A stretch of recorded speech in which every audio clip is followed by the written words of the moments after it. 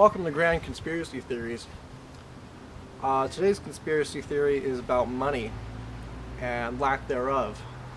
Now, in my adult working life, I used to work at Radio Shack, and I didn't make much money, but I still had it before I had debt. I still had cash, and I had allowance all for growing up, and there was always, oh yeah, it's $25 a week, but there was cash. Since entering into this credit card enslavement through Discover, Chase, Bank of America, all these companies that I subscribe to have really got me down, actually. I mean, I make Union IATSE money, and it's sometimes hundreds of dollars a day, but it's not even a drop in the bucket from how much I've spent during the past few years. I'm always trying to catch up to zero. It's like the feeling of having $10,000 in your hands. Like, how would you feel? It'd be like happy, or content. Having that stripped away and having that, you owe $10,000, and you're at interest too. So every month it's more, no matter how much you make. It's still going to be, there's the drive, the more, and things are getting more expensive. Maybe I shouldn't have bought what I bought, but there seems to be a constant problem. I mean, I see in Seattle so many homeless people that, how did they get there? The housing crisis, it's literally, you have to need like $750,000 to get a house in this area. Or to rent, it's almost $2,000, or unless you want basically a jail cell, that's like your single income apartment with limited possessions. I've seen documentaries about renting, and it's better almost to live in your van and travel the country than it is to stay in one spot and just keep paying the man until you slip up one month, and then you're back on the streets anyways. And I have my older brother who's been in the streets for years, and it's a day-to-day struggle to survive. But once you slip too far down, you can't seem to get back up. So it's a conspiracy about what is money these days. There's no gold standard anymore. There's nothing really backing money. It's just a ticket system gone corrupt. That there are some, now that it's digital, it's even worse. It's like In Time with Justin Timberlake, that the masses have no time. They have to work all the time, and there's no free time when the few have all the time in the world and get anything. So I think they need to change the system greatly.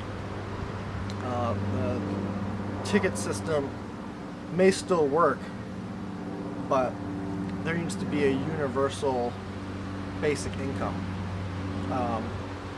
Even if it's like $10 a day, $300 a month, given out to everyone. That just for being alive, this like $10, this is a stipend for like living, and any other money you make is just extra. It's just what you need for, I guess, electronics or the luxury services. But there should always be food. There's plenty to go around, and anyone saying that there isn't, that's just lies. There's Venezuela right now is in a deep crisis. They're in need of resources, but America these days are not going to be the helping hand that they once were. We're kind of going over to independence. I don't think that's a good thing. I think we should always be sharing our resources. But for our new administration, things are definitely in turmoil. But it gives a chance to succeed. Those that strive for success in this country and work all the time will survive. Those that work minimal jobs that are not going to be paying enough, those are the ones that are not going to survive. Which brings me to Agenda 21, population control. So, 21st century is here. People either need to live in a house, which financially ties them to having to commute to the city, to their house. So they have to live within a couple hours of the city, which nowadays, since it takes 40 minutes to go 1 mile in Seattle, yeah, that can be pretty close. So you're either renting, but only in the designated housing and renting areas that have been built.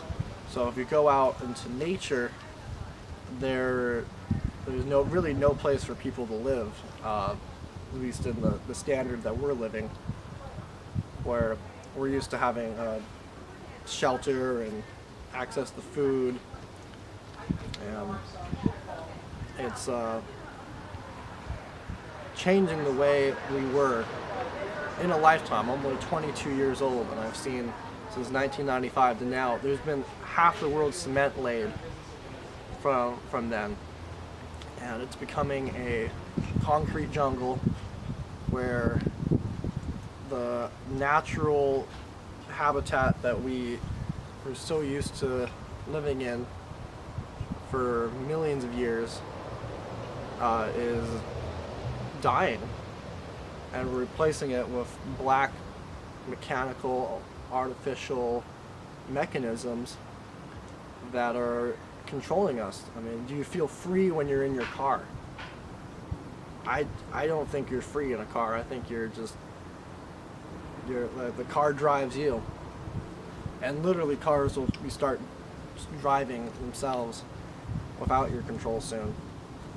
So be aware in this 21st century agenda how free you are, or how much you lack in the prison-controlled state. So just try to open people's eyes to where you can be, and just don't go down the path of credit cards. I mean, the 0% incentives and the little cash back incentives, it's minimal. I mean, you got to be responsible if you decide to have that power, and don't go and buy extraneous things, because it's still cash that you need to pay back. It's just how much you're going to pay.